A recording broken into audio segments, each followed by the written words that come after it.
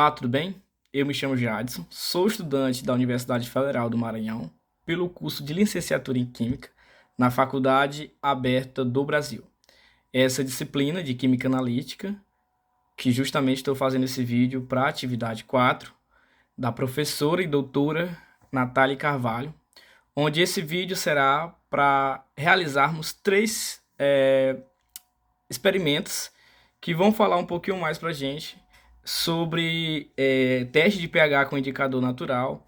Nós iremos fazer também uma preparação de uma solução tampão e também nós iremos fazer uma demonstração do princípio de Le-Chatelier. Então, venha comigo.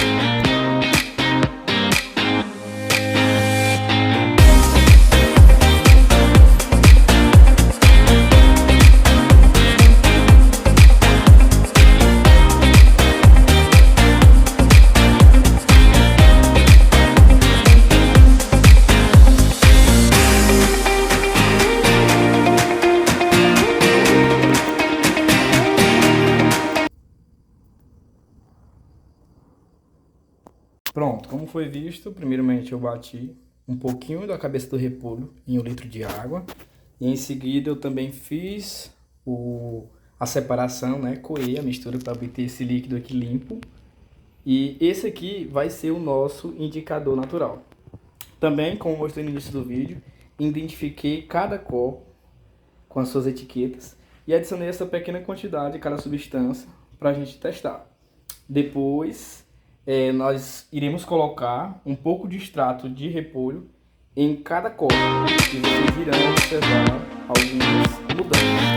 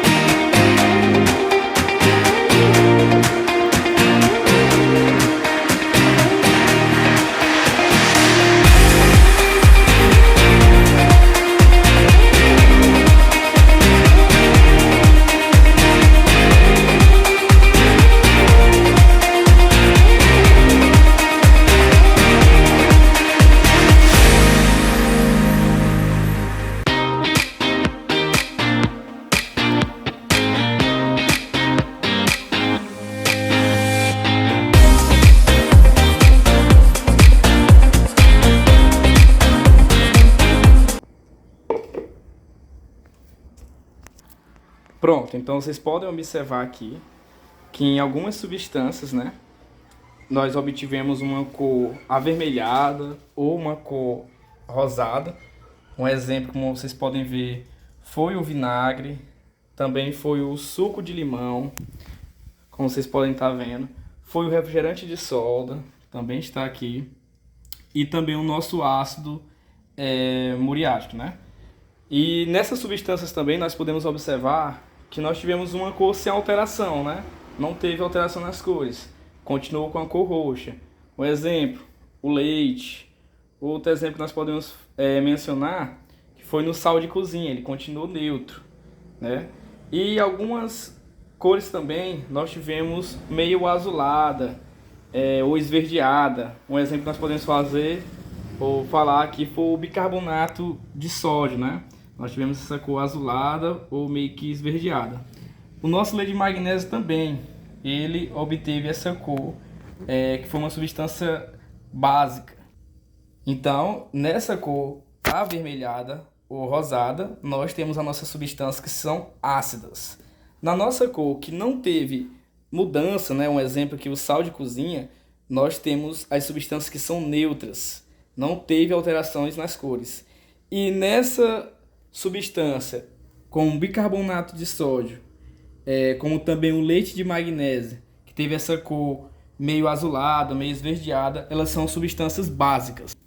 Então quer dizer o quê? Que cada substância ela alterou a cor do indicador de acordo com o seu pH, né? Então foi possível identificar o caráter ácido, neutro e básico dessas amostras apenas observando o quê?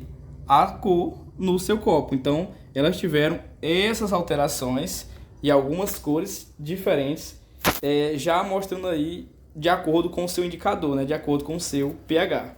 Nesse segundo experimento, onde nós iremos preparar uma solução tampão doméstica, vou criar uma solução de tampão caseira e testar também a resistência e a mudança do seu pH.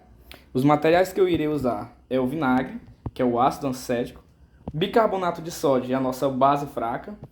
Usarei água, 1 colher para medição e esse recipiente para que nós possamos fazer a mistura. Vou adicionar agora aqui 200 ml de água.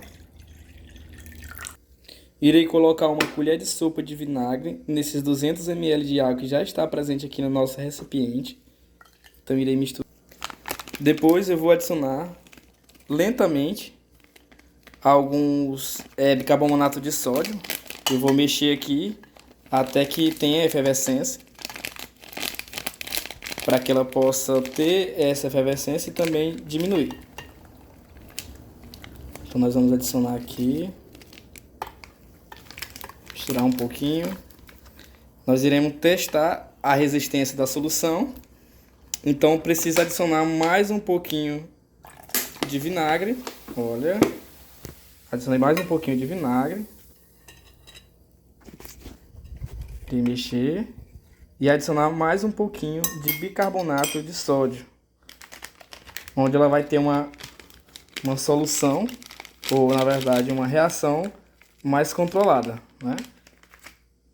Vamos lá, adicionar mais um pouquinho de vinagre, vocês vão poder ver que ela tem essa reação.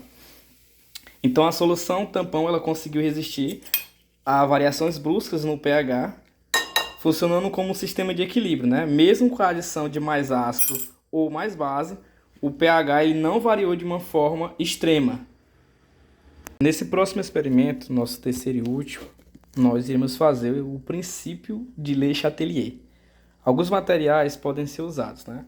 Nós podemos usar um refrigerante com gás, ou uma água gaseificada, uma tigela para a gente colocar, 1 colher para que nós possamos misturar, e também o gelo. Não tive sucesso com os cubos de gelo, mas a gente vai utilizar esse gelo aqui, tá bom?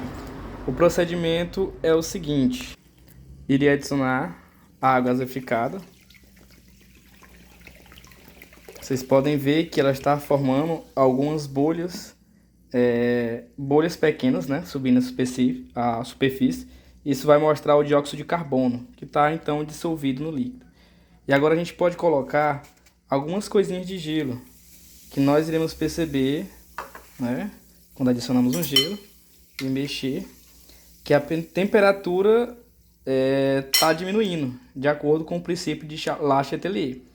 Quando a temperatura baixa, o sistema então ele tenta anular essa mudança com a dissolução do dióxido de carbono, que é um processo exotérmico, né? Então ele vai liberar calor.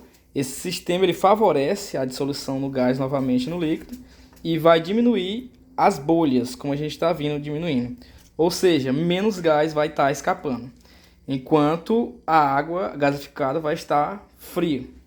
Quando a água esquentar novamente, mais bolhas irão se formar, porque agora o gás ele quer sair do líquido para restabelecer o equilíbrio.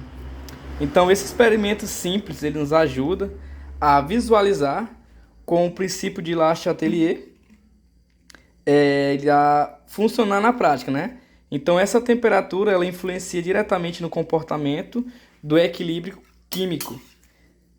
E nós podemos ver claramente o comportamento das bolhas de gás aí na água gaseificada. Quanto mais frio, como já mencionei, o gás, mais permanece dissolvido. Quanto mais quente, mais o gás ele vai estar escapando. Então essa experiência vai nos mostrar aí que a química ela está presente nas coisas do nosso dia a dia, né? Até mais mesmo numa água gasificada, num refrigerante, no gelo e nos outros experimentos em que eu mencionei, vinagre, sal, açúcar, tudo isso que está presente no nosso dia a dia, né? Então, com a realização desses 3 experimentos químicos, nós podemos ter algumas importantes oportunidades de compreender a prática e os conceitos essenciais da química. Então, pessoal, Com a realização desses 3 experimentos, nós tivemos aí a oportunidade de compreender de uma maneira prática esses conceitos que são essenciais da química, né?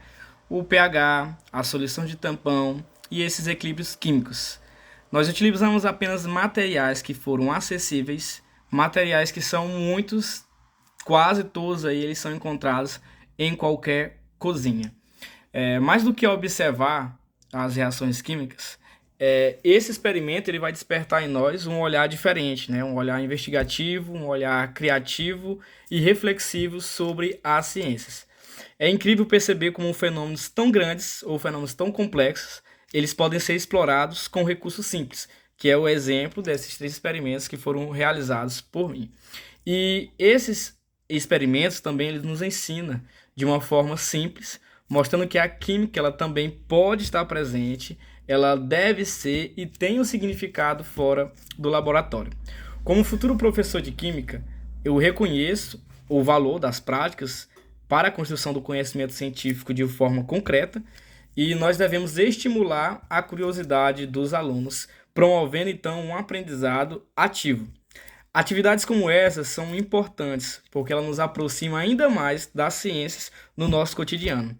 Então rompe qualquer ideia de que a química é algo distante, de que a química é algo inacessível, de que a química é algo que está longe e longe dos alunos, longe do ensino, do aprendizado.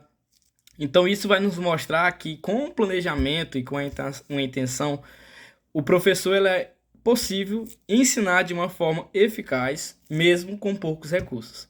Então eu agradeço demais a oportunidade em que pude vivenciar essa experiência e pela atenção do qual agora vocês irão acompanhar este vídeo e que a química continue nos inspirando a observar com mais profundidade ainda o entusiasmo. Então, muito obrigado, esse foi o nosso experimento e espero ter demonstrado ou ensinado algo para que nós possamos levar esse aprendizado aí para frente, né? Como futuro professor de química, tenho bastante interesse em experiências, amo experiências, logo sou eu apaixonado pela química.